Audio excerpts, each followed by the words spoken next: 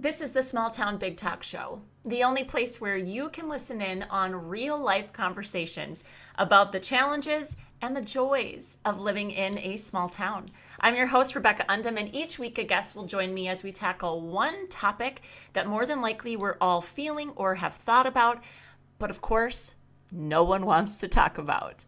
Let's chat.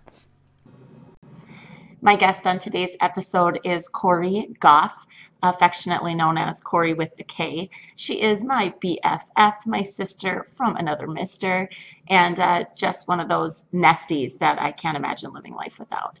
Koree and her husband are stationed over in Japan, currently with the Navy. And so in this episode, what Koree and I talk about, we talk about a couple things. We talk about what freedom looks like to her and to me, the fact that we view these things very differently. She's from a very small town originally. And then also just the idea of being willing to spread your wings and leave your comfort zone. And the cool thing that I really hope that you'll listen for is the fact that I've admired Koree pretty much ever since I've known her for her adventurous spirit. And yet when you peel back the layers of things, sometimes our lives actually look a lot more similar than we maybe realize. Hey, BFF. I don't know what to do with my hands. Oh my God. That's so staying in. You can edit that. Oh no. There's no way I'm editing that. It's the funniest thing in the world. I do love that you're a Zoom virgin. My first time. I'm really happy to be here for this. Like, it could be a little awkward. A lot awkward. Oh, it's so fun. It's so weird. Like, you got on here and I was like, why haven't we done this before? I don't know. Because we're so funny and sparkly. Right. I think our show on the road. Makes absolutely no sense. Okay, so seriously, you are in a couple things. Everyone's going to hear kind of my little intro of you, but first of all, I want to thank you and your husband for your service to our country. Since we just celebrated Veterans Day, and kind of the theme of what we're going to talk about here is it's going to be like partially freedom and partially leaving the comfort zone. Because, okay, so in the book I talked about, there's obviously, you're in the book, there's once you're introduced as Koree with a K, like college roommate assigned to me, that whole business. You are just kind of woven through, like, at multiple points throughout the book. I'm like, I checked in with Koree to see what she felt and thought, right? And I think one of the things I can unequivocally say is that I've always been extremely just like amazed by you and the fact that you committed to this lifestyle, you committed to military service, and you haven't been back to North Dakota since. I mean, obviously, it was never really my plan, not necessarily. Right. So let's talk about that. I've always been just amazed. I also, just as like overarching life goals kind of thing, I was always so amazed that you knew from early on that nursing was your jam. Like, you knew that's what you wanted to do. Right. And that was I never had that, like, oh, this is who I am and this is what I should do. And I'm just fascinated by people that are like that, you know, because I still sometimes am like, what am I going to be when I grow up? I feel like I'm constantly winging it, and I feel like you have your shit together. So I don't know about that. Let's talk about that. So let's talk about that. No, as far as nursing, I'm surprised that you're impressed by that, because I feel like that's an easy route to choose a profession that is also a vocation. I don't know. I was always interested in the medical field, and that seemed, you know. How young were you when you were like medical field? Oh, I don't know. Like late elementary, maybe. Okay, but see, like, that's a thing. Not everybody has that. But the initial interest was for kind of stupid reasons. Like, I liked the idea of wearing scrubs. Like, No shame in that. That seemed like fun to me. Comfy every day? Why the hell not? Whenever, it was probably about the time ER started, like what ER probably came out right about then, right? Absolutely. Hot doctors. Right. Call rooms, you know. Right. Not at that age, but Yeah. No. Well, and Grey's Anatomy was when that became a thing. Like everyone's having hot sex in the on-call rooms. So then talk to me about the military. Because we were in college. When did you actually, what timing? it was, yes, our sophomore year. That's what I thought. And that wasn't ever really like a lifetime goal of mine either, to serve in the military. Like that wasn't necessarily, something I had set out to do. It was more my interest was piqued. Just a recruiter had come to their college of nursing and gave a presentation.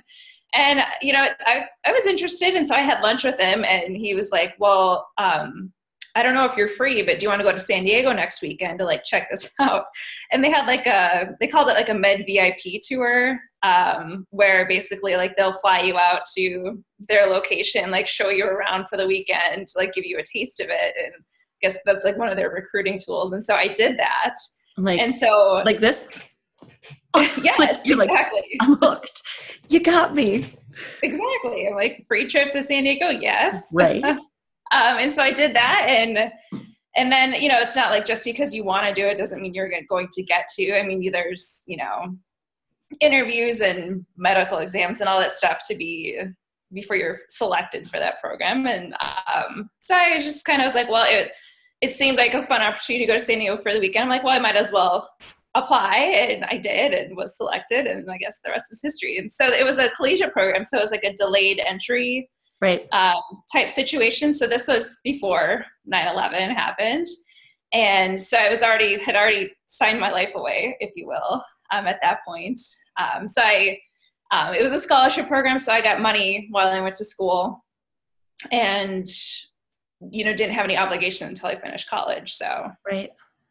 So real quick, just for point of reference, how small is the community that you grew up in North Dakota? Maybe the population's around 250. I should maybe Google it. I don't know. It's very small. It's very, very small town. I mean, and it was when you went to school too. How many kids were in your class? 18. 18. Right. I like to talk to people about how actually in control of our response to things we are, right? Not that that's easy or that we always do the right thing just because we're in control of it. But you and I have talked a lot about the transition that you and Jason and your kids will eventually make when you get out of military life. And that suddenly when all the choices are yours, how different that actually is to process, right? Oh, absolutely. And I'm already struggling with that.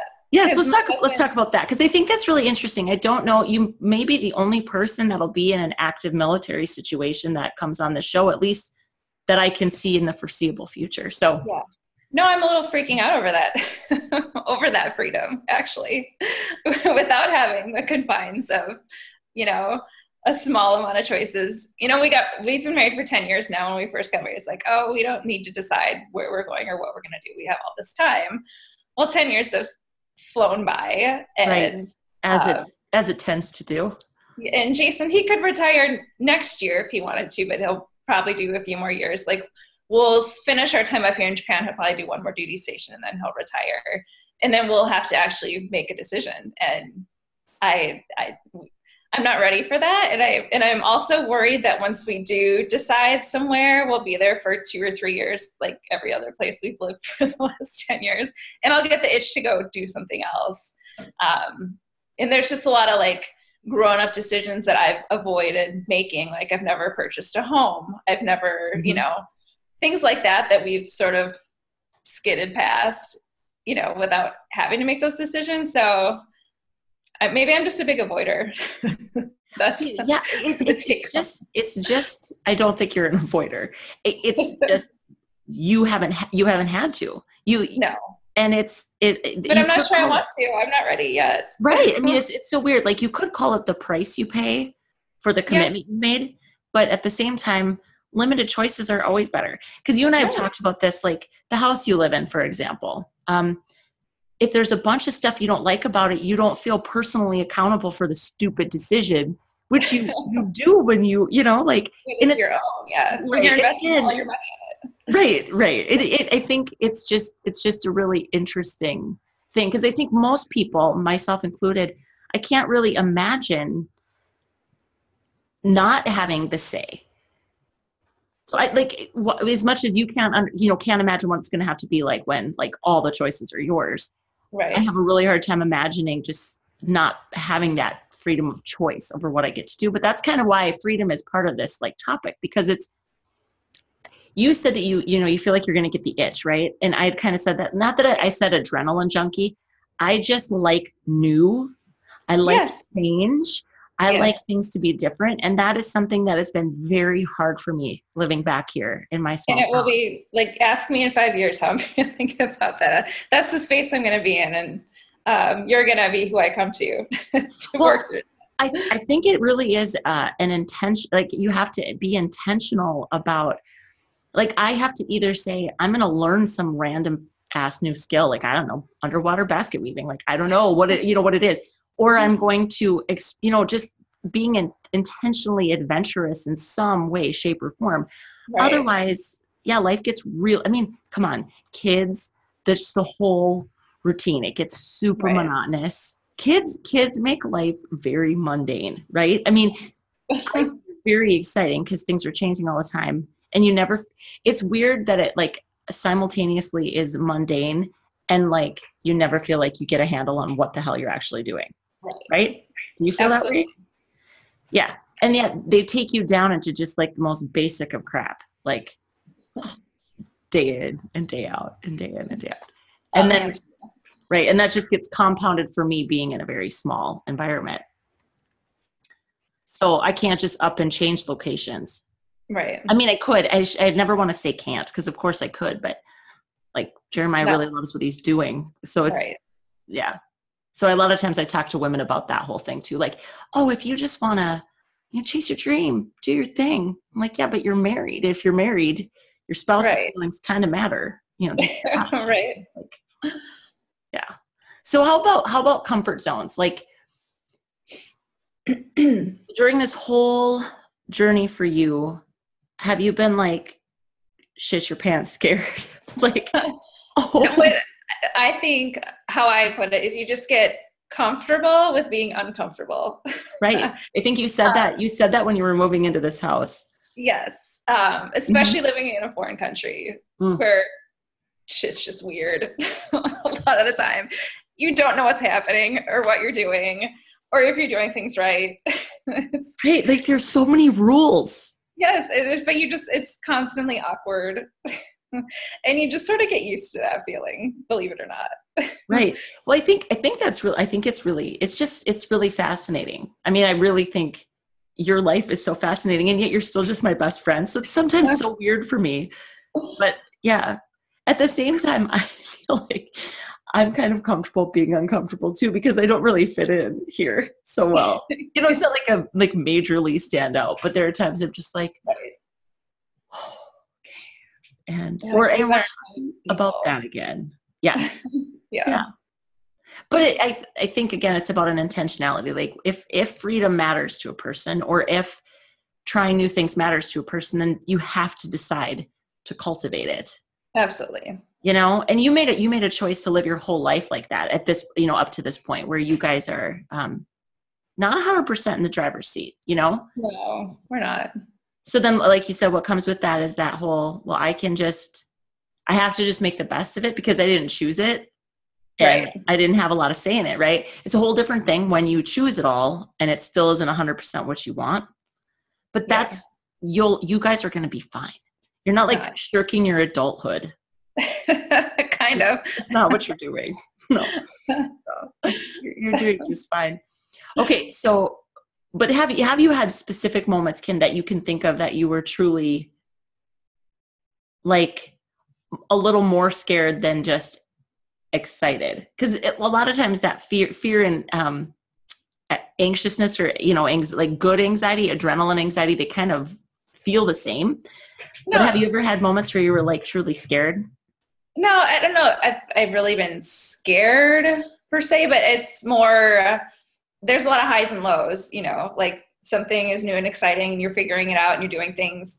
But then, I don't know, it's sad and it's hard to leave, something that you're used to, and you get to a new place. And I don't know, I feel like it always takes like 3 to 6 months before you you know, like you get somewhere and it's fun at first, and then it's like, okay, now I have to figure out what my new normal is, Right. who my friends are going to be, like social network, like how to do day-to-day things in your new environment. And it just takes time, and it can be lonely, especially when you don't know a lot of people. And like, how do you meet people without, you know, how do you show someone who you are without being a total creeper? You don't want to come on to them. It's like dating.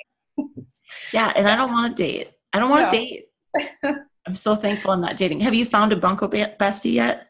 I do have a couple of friends that there's potential with, but then I'm still constantly meeting people and like, you know, getting introduced to new social circles. And you just, you encounter certain things and you're like, yeah, this is not for me. Like, and then you have to like slowly back away. Right.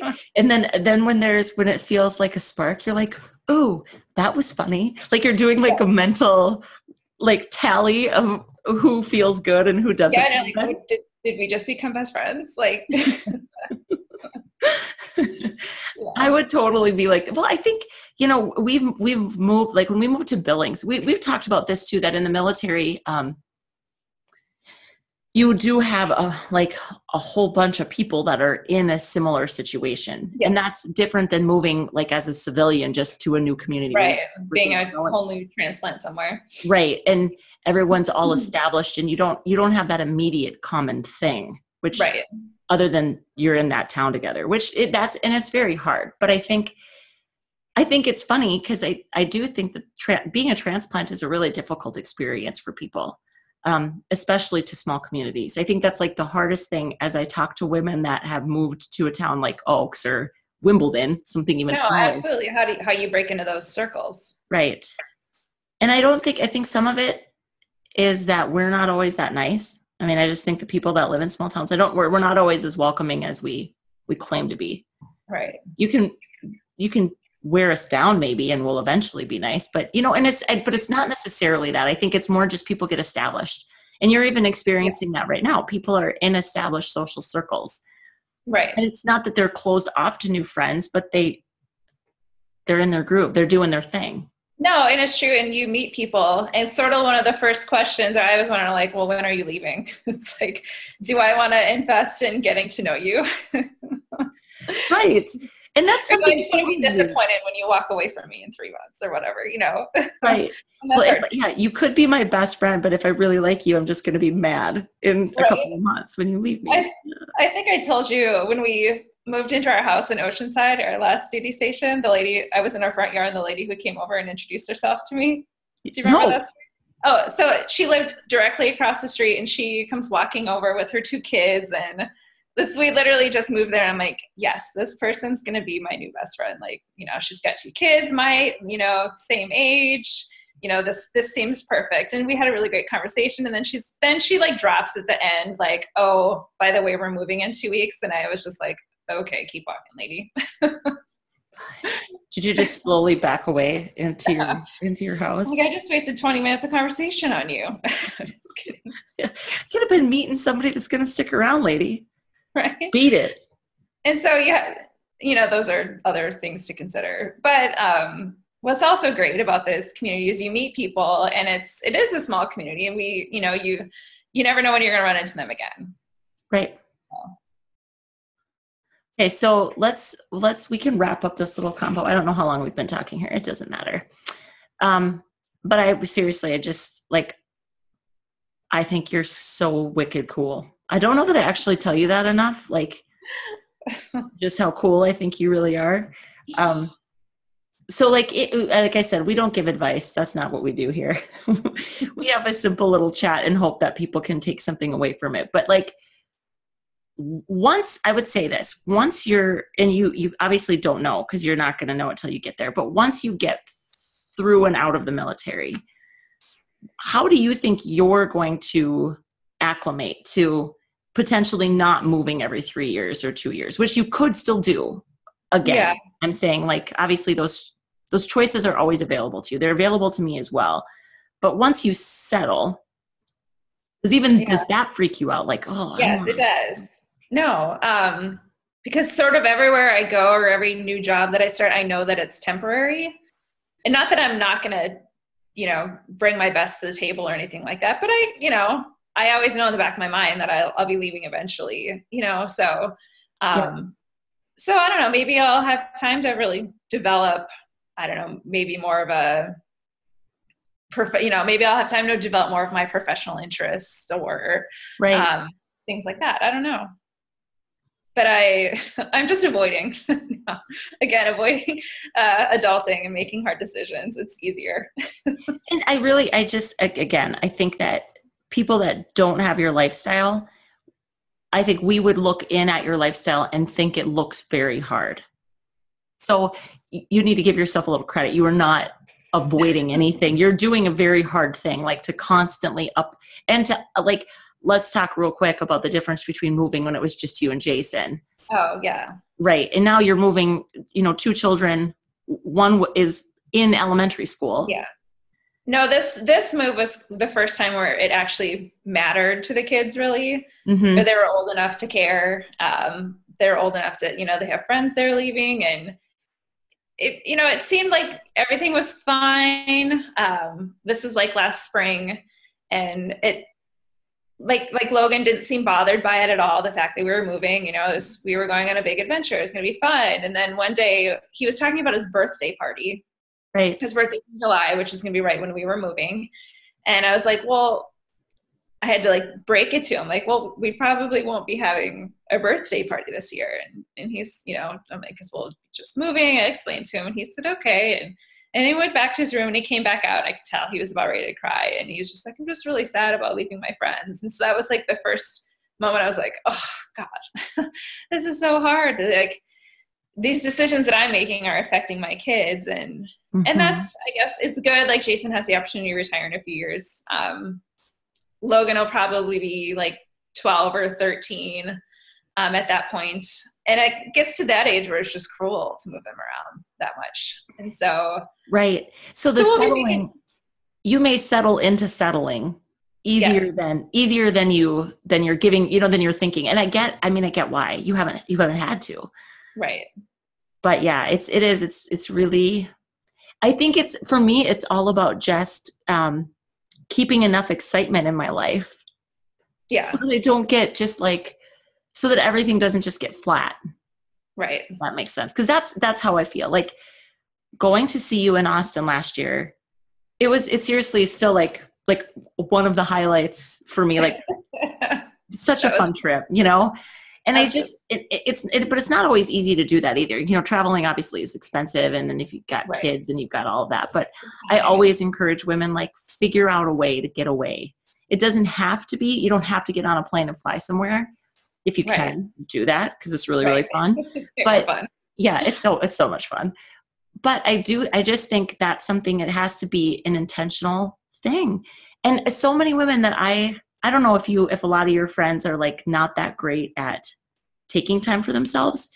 I don't want to whittle this all the way down to just self-care, but it is about that, right? No, it is. And also some people are really, really steady.